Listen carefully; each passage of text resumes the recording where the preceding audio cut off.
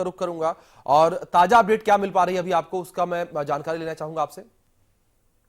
बिल्कुल, आपको बता दें मेरी मौजूदगी इस समय झांसी के मेडिकल कॉलेज के गेट जी नंबर 2 पर है, जहां पर मेरे पीछे पीछे आप देख सकते हैं किस तरीके से धीरे धीरे पुलिस फोर्स जो है वो यहाँ पर आना शुरू हो गई। भारी संख्या में पुलिस जो है वो यहाँ पर डिपोर्ट की जा रही है। लगभग जी 2 कंपनी पीएसी जो है वो यहाँ पर डिपोर्ट कर दी गई है। सुरक्षा की दृष्टि से लगातार जो है जो प्रशासन है वो ये कदम उठा रहा है ताकि किसी प्रकार की जो अफवाह जो जिस जी तरीके से घटना हुई है, कोई उग्र ना भीड़ उग्र ना हो, उसकी परिजन जो है उग्र ना हो और तोड़फोड़ ना करे। इसको लेकर इसको सुरक्षा को लेकर के जो पुलिस फोर्स जो है यहाँ पर मौजूद की गई। मेरे पीछे देखते हैं जिस तरीके से ये पीछे जो आप सड़क देख रहे हैं, ये झांसी का मेडिकल कॉलेज का जी एरिया है, जहाँ पर लमूमन तौर पर लगभग 1 से 1.5 हजार जो है अस्पताल प्राइवेट जो है नर्सिंग होम वो यहाँ पर मौजूद है। लेकिन वर्तमान सन्नाटा जो है वो साफ तौर पर जाहिर कर रहा है कि जी पुलिस ने साफ तौर पर पुलिस की जिस तरीके की रिपोर्ट हुई है, हर जगह जगह टप्पे टप्पे पर जो है पुलिस मौजूद है। क्योंकि आपको बता दें अभी कुछ देर पहले सपा के जो पूर्व राज्यसभा सांसद है चंद्रपाल यादव वो यहाँ पर पहुंचे थे। उन्होंने प्रशासन के ऊपर लापरवाही का आरोप लगाया था। उनका साफ तौर पर ये कहना था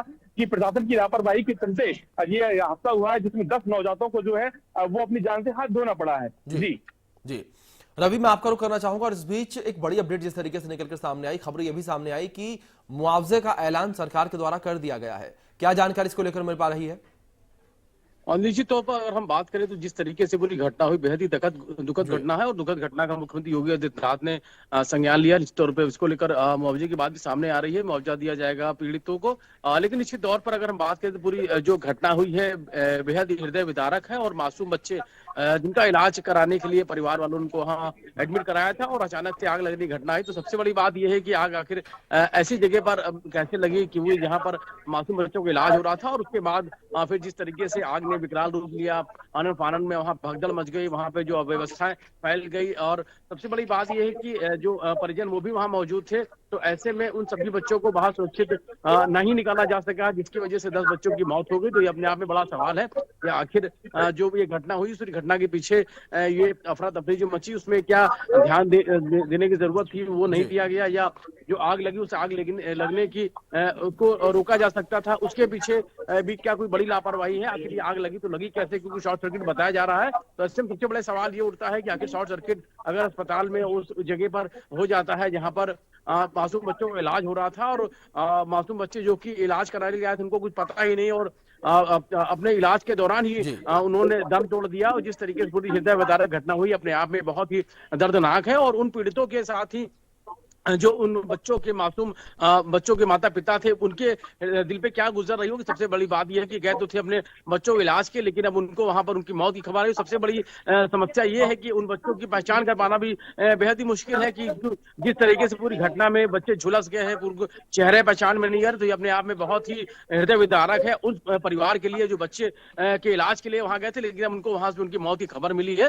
फिलहाल मुख्यमंत्री योगी जी आदित्यनाथ ने जरूर पूरी घटना का संज्ञान लिया है और निश्चित तौर पर उसको लेकर जांच की बात भी कही जाएगी। डिप्टी सीएम ब्रजेश पाठक की तरफ से कहा गया है कि इस पूरे मामले को लेकर 3 तरह की जांच है वो कराई जाएगी, जिसमें जी दमकल के पुलिस के लोग हैं वो शामिल रहेंगे और जो पूरी घटना हुई इसमें कोई लापरवाही भी किसी की शासन स्तर पे जांच कराई जाएगी आखिर पूरी घटना की वजह क्या कुछ रही है। और सबसे बड़ी बात यह है कि इतनी बड़ी घटना होगी अस्पताल जैसी जगह पर तो निश्चित तौर पर इसकी जांच होनी भी चाहिए और अगर इसमें कोई अगर बड़ी लापरवाही किसी की पाई जाती है तो उस पर कठोर कार्रवाई भी होनी चाहिए, क्योंकि 10 बच्चों मासूम बच्चों की मौत का मामला है। जी बिल्कुल बिल्कुल रवि, बिल्कुल ठीक कहा आपने कि 10 मासूमों की जिंदगी का ये सवाल है। आशीष, मैं आपसे जिस तरीके से आप अस्पताल परिसर में ही मौजूद हैं, क्या जिस विभाग में ये आग लगी थी, जिस वार्ड में आग लगी थी, क्या वो आपको इस वक्त नजर आ रहा है, आपके आसपास है? तो मैं आपसे रिक्वेस्ट करूंगा कि एक बार अपने दर्शकों को भी दिखाइए आप कि किस तरीके की स्थिति इस बिल्कुल वक्त वहां पर मौजूद है। जी बिल्कुल, मैं आपको बता दूं अभी मेरी मेरी उपस्थिति जो है वो एनआईसीयू वार्ड जहाँ से आग लगी थी वहां से लगभग 300 मीटर दूर जो है मेडिकल नंबर 1 गेट नंबर 1 पर है, जहाँ जी पर पीछे जो है बच्चों का इलाज किया जा रहा है और जी वहाँ पर जो है जो परिजन जो है वो वहाँ पर मौजूद हैं, वो खड़े हुए हैं। एक्चुअली समस्या यहाँ पर अगर हम बात करें यहाँ पर अव्यवस्थाओं की, जिस तरीके से आगजनी जी घटना हुई है, जो बच्चे जो है जिनको रेस्क्यू किया गया है उन बच्चों पर जो मासूम बच्चे हैं उनकी सबके चेहरे जो है वो सेम होते हैं, उनको केवल टैग के माध्यम से पहचाना जा सकता है। तो बच्चे जो हैं किसी के बच्चे किसी को पहुंचे हैं, कुछ लोगों ने कहा उनको बच्चे मिल गए, ये भी एक समस्या आ रही है। कुछ लोगों के बच्चे जो है वो नहीं मिल रहे हैं और उनकी गुमशुदगी भी सामने आ रही है।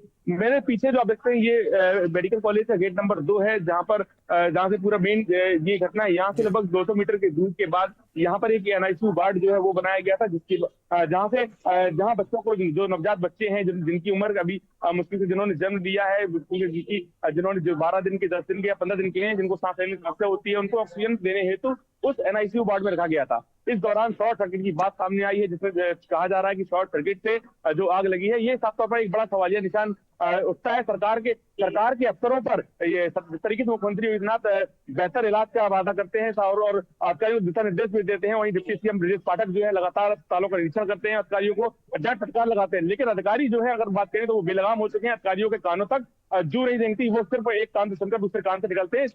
इसी का सबब यह है कि एक आगजनी घटना होती है और 10 नवजात बच्चे जो है वो यहाँ पर खत्म हो जाते हैं। जी बिल्कुल आशीष, जिस तरीके से आपने जिक्र किया 10 नवजातों की जिंदगी जो है समाप्त हो जाती है।